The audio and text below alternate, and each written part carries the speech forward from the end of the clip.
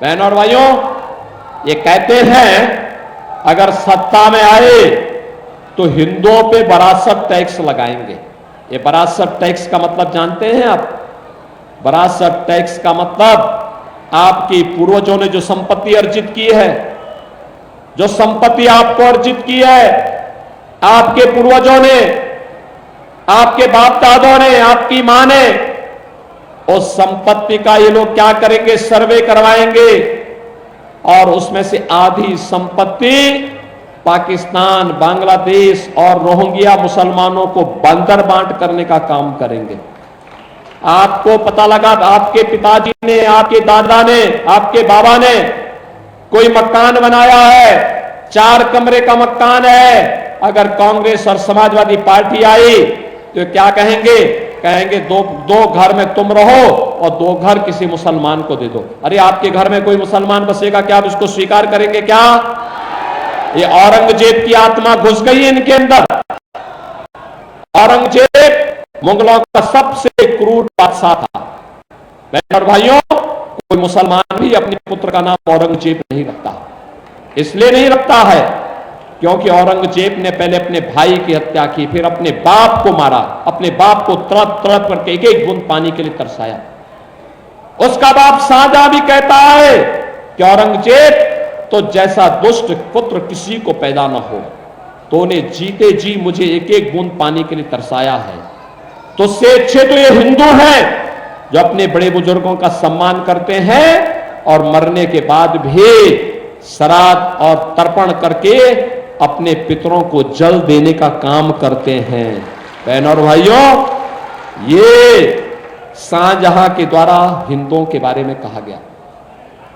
और औरंगजेब ने हिंदुओं के लिए कर लगाया था, उसका नाम था जजिया कर। हिंदुओं को कहता था या तो मुसलमान बनो, नहीं तो जजिया कर दो। ऐसे ही कांग्रेस और समाजवादी पार्टी के लोग भी करना चाहते हैं। औरंगजेब की आत्मा घुस गई इनके अंदर। औरंगजेब को मिट्टी के अंदर ही दफन रहने दो, उसको जीवित मत होने दो। और यही कहने के लिए मैं आया हूं। बहनों और भाइयों, आप सबसे मेरी अपील है, मैं पूछना चाहता हूं, अयोध्या में क्या राम मंदिर का निर्माण इस समाजवादी पार्टी और कांग्रेस के लोग करा पाते क्या? करा पाते क्या? कितने लोग अयोध्या गए हैं आप में से? वाह भाई, काफी बड़ी संख्या गई है। और मैं कहूंगा चुनाव के बाद दयाशंकर से, पीयूष राय से और नीरज शेखर जी से भी कि यहां के लोगों को एक बार अयोध्या का दर्शन करवा के लेके आओ। आज नई अयोध्या देखेंगे ना, आप भी देखेंगे कि भगवान राम की कृपा साक्षात बरस रही है। बहनों और भाइयों, एक तरफ राम भक्तों पर गोली चलाने वाली समाजवादी पार्टी है और दूसरी तरफ राम भक्तों का आवभगत करने वाली, आपको पुण्य का भागीदार बनाने वाली भारतीय जनता पार्टी। और चलिए आपको सीधा लिए चलते हैं कुशीनगर, जहां अमित शाह की चुनावी जनसभा बीजेपी प्रत्याशी के समर्थन में आयोजित की गई है। और दूसरी बात सुन लिए, जब तक भारतीय जनता पार्टी का एक भी सांसद है, हम इस देश में धर्म के आधार पर आरक्षण को नहीं आने देंगे, नहीं आने। भाइयों बहनों, जितना तो मोदी जी को ही, मगर मुझे बताओ जरा कुशीनगर वालों, 1 मिनट के लिए एक घमंडिया गठबंधन जीत गया तो उनका प्रधानमंत्री कौन बनेगा? कोई है क्या? अरे चलो यार, मैं आपको एक एक कर पूछता हूं। शरद पवार बन सकते हैं क्या? अरे जोर से बोलो, बन सकते हैं? ममता दीदी बन सकती है? लालू जी बन सकते हैं? उद्धव ठाकरे बन सकते हैं? अब हंसना मत, हंसना मनाही है। राहुल बाबा बन सकते हैं क्या? अरे क्यों हंसे भाई? बन सकते हैं क्या? जब पत्रकारों ने इनको पूछा आपका प्रधानमंत्री कौन है, तो कहते हैं बारी बारी 5 साल, 1-1 साल बनेंगे। मुझे बताओ भाइयों बहनों, 130 करोड़ का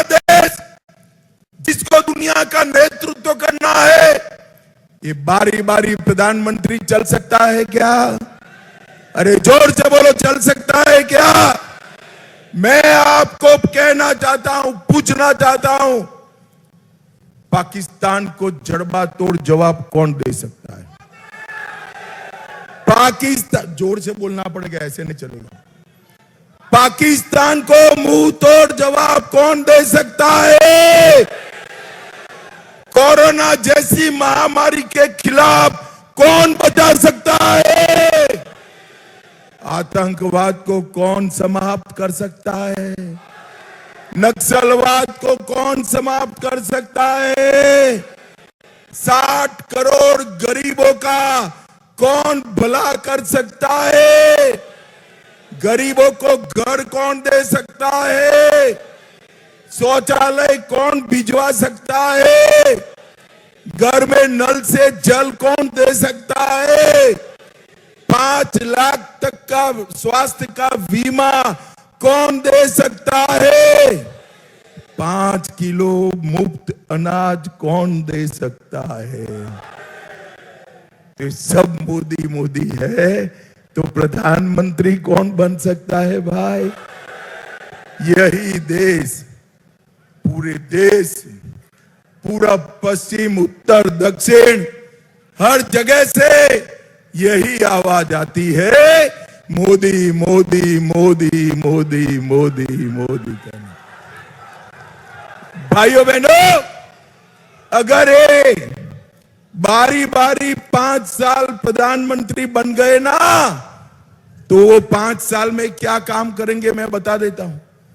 पहले साल में धारा 370 को वापिस लाएंगे। दूसरे साल में ट्रिपल तलाक वापिस लाएंगे।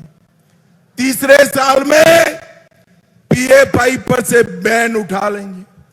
चौथे वर्ष में आतंकवादियों से बातचीत करेंगे और 5वें साल में राम मंदिर पर बाबरी ताला लगाने का काम करेंगे। बाबरी ताला इनको आने देना चाहिए क्या? आने देना चाहिए? भाइयों बहनों, ये समाजवादी पार्टी की सरकार थी जिसने कार सेवकों पर गोली चलाई थी। आज ये चुनाव जो है, कार सेवकों पर गोली चलाने वाले और राम मंदिर बनाने वालों के बीच का चुनाव है। 70 साल से इस सपा और कांग्रेस राम मंदिर के मुद्दे को अटका कर बैठे थे। मोदी जी ने 5 ही साल में केस भी जीता, भूमि पूजन भी किया और जनवरी में प्राण प्रतिष्ठा कर कर जय श्री राम कर दिया। भाइयों बहनों, मोदी जी ने सिर्फ राम मंदिर नहीं, औरंगजेब ने तोड़ा हुआ काशी विश्वनाथ का मंदिर भी बनाया और सोमनाथ का मंदिर भी सोने का बन रहा है। भाइयों बहनों, सोमनाथ का मंदिर। खबरों में आगे बढ़ेंगे, जहां साल 2024 उत्तर प्रदेश का अब तक का सबसे गर्म साल रिकॉर्ड किया गया है। गर्मी लगातार कहर बरपा रही है। मई के महीने में ही अधिकतम तापमान 47 डिग्री सेल्सियस तक जा चुका है।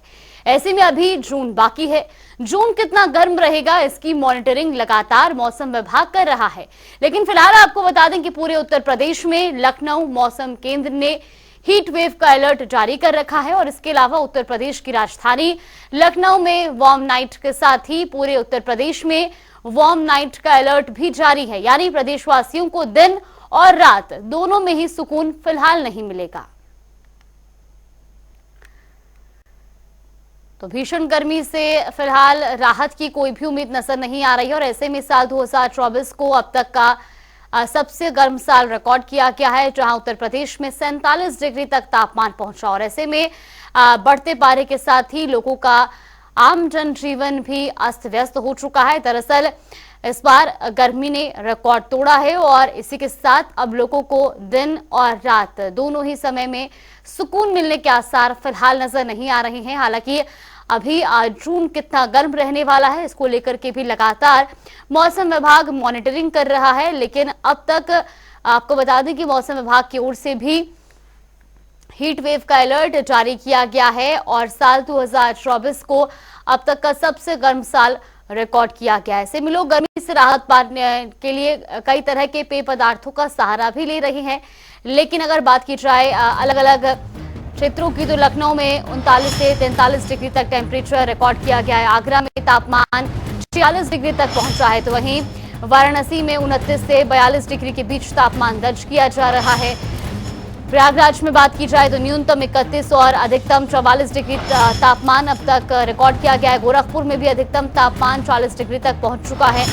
इसके अलावा नोएडा में बात की जाए तो 30 डिग्री न्यूनतम और 46 डिग्री अधिकतम तापमान रिकॉर्ड किया गया है। गाजियाबाद में भी 46 डिग्री अधिकतम तापमान रिकॉर्ड किया गया है। झांसी में बात की जाए तो 32 डिग्री न्यूनतम और 47 डिग्री अधिकतम तापमान रहा है। मथुरा में भी 46 डिग्री तक पारा पहुंच चुका है। इसके अलावा बात की जाए वृंदावन की तो 30 से 46 डिग्री के बीच तापमान दर्ज किया जा रहा है। बागपत में भी 29 न्यूनतम और 46 डिग्री अधिकतम तापमान रिकॉर्ड किया गया है। इसके अलावा कानपुर में भी 44 डिग्री अधिकतम तापमान रिकॉर्ड किया गया है। तो इस खबर पर हमारे साथ ज्यादा जानकारी के साथ लखनऊ से हमारे सहयोगी टीएन मिश्रा जुड़ चुके हैं। इसके अलावा प्रयागराज से सैयद मोहम्मद आमिर हमारे साथ जुड़े हैं और आगरा से ब्रिज किशोर हमारे साथ जुड़ चुके हैं। सबसे पहले टीएन आपसे जानना चाहेंगे, लगातार गर्मी का जो कहर है वो अब देखने को मिल रहा है और साल 2024 अब तक का सबसे गर्म साल, फिलहाल लखनऊ में किस तरीके की स्थिति? देखिए जागृति, स्थिति क्या है, लखनऊ में गर्मी है। हीट वेव के लिए प्रशासन ने अपना लगातार आदेश जारी कर रहा है कि लोग किस तरह क्या करें। दूसरा, आज टेम्परेचर जो 40 डिग्री से शुरू हुआ 45 डिग्री तक जगहों को है। अब दोपहर में इसमें 42 डिग्री टेम्परेचर, फील 45 डिग्री लोगों को हो रही है। मौसम विभाग का मानना है कि ये अभी टेम्परेचर ऐसे चलेगा, इसमें कोई कमी नहीं होगी। उधर कमिश्नर डॉक्टर मंडला कमिश्नर ने खुद एक निर्देश जारी किए हैं कि लोगों को, चिड़ियों को, पक्षियों को पानी पीने के लिए दिया है। चिड़ियाघर में प्रबंध किया जाए पानी का, चौराहों पे पेयजल प्याऊ का प्रबंध किया जाए और लोगों को कहा है उन्होंने कि अगर दोपहर में जरूरत नहीं तो घर से न निकलें। तो भी अस्पतालों में यही हालत है कि हीट वेव के पेशेंट बढ़ रहे हैं लगातार, तो इसको लेकर अस्पतालों में अलर्ट चल रहा है। लखनऊ के अस्पतालों में कम से कम जो है, चाहे सिविल अस्पताल हो चाहे बलरामपुर हो, हर जगह 10 से लेकर के 20 बेड रिजर्व किए गए हैं कि जो हीट वेव वाले पेशेंट के लिए रखे गए हैं।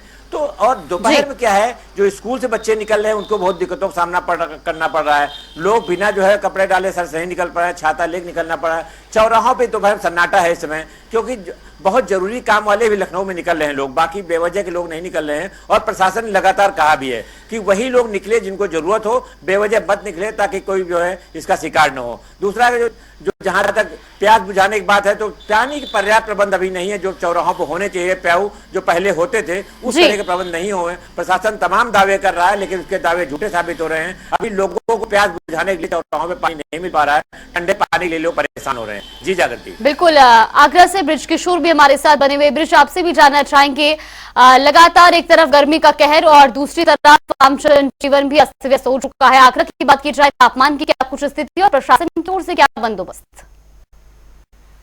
आगरा में हमें 40 टेम्परेचर दर्ज किया गया तापमान।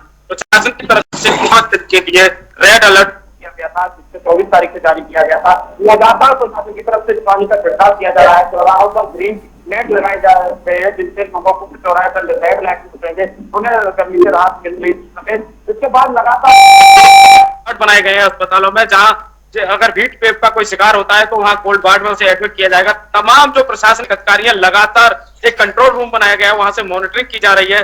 चौराहों पे ग्रीन नेट के द्वारा लोगों को गर्मी से बचाया जा रहा है। नगर निगम द्वारा लगातार जल का छिड़काव किया जा रहा है। वहीं आगरा एक पर्यटन नगरी है, यहाँ लगातार पर्यटक, देशी पर्यटक आ रहे हैं। पर्यटकों की खासी कमी देखी जा रही है। वहीं पर्यटकों को गर्मी से काफी परेशानियों का सामना उठाना पड़ रहा है।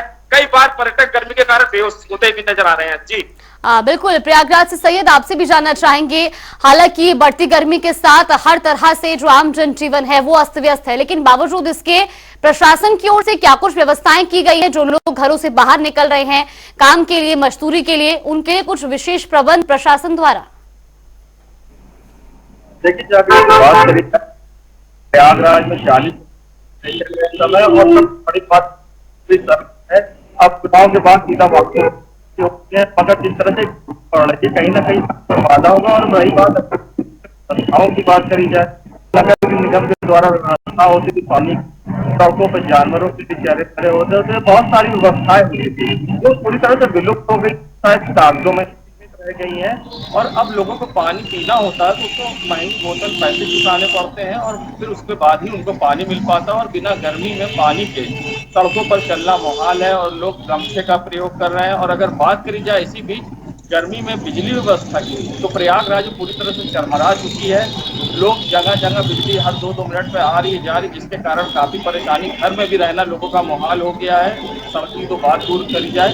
और जिस तरह से नगर निगम की जो व्यवस्था है वो पूरी तरह से ध्वस्त है। और सबसे बड़ी बात है कि जो भी नगर निगम दावे कर रहा है वो सिर्फ कागजों में है। और अगर ये भी बात करी जाए कि जिस तरह से व्यवस्था बिजली की है और साथ ही ये सारी तरह से ध्वस्त, जिससे और सड़कों पर चक्का लंबा जाम है, जिससे काफी लोग परेशान हो रहे हैं। जी बिल्कुल, आप तीनों का बहुत बहुत धन्यवाद हमारे साथ जुड़ने के लिए, तमाम जानकारी हम तक पहुंचाने के लिए। तो लगातार बढ़ती गर्मी के चलते आम लोगों का जनजीवन अस्त व्यस्त हो चुका है। वही खबरों में आगे बढ़ेंगे और रुक करेंगे 4 मिनट में 18 मंडल की खबरों का। श्रावस्ती में राप्ती नदी में डूबने से एक किशोर की हुई मौत, पुलिस ने शव कब्जे में लेकर पोस्टमार्टम के लिए भेजा। परिवार में मचा कोहराम, परिजनों का रो रो कर बुरा हाल।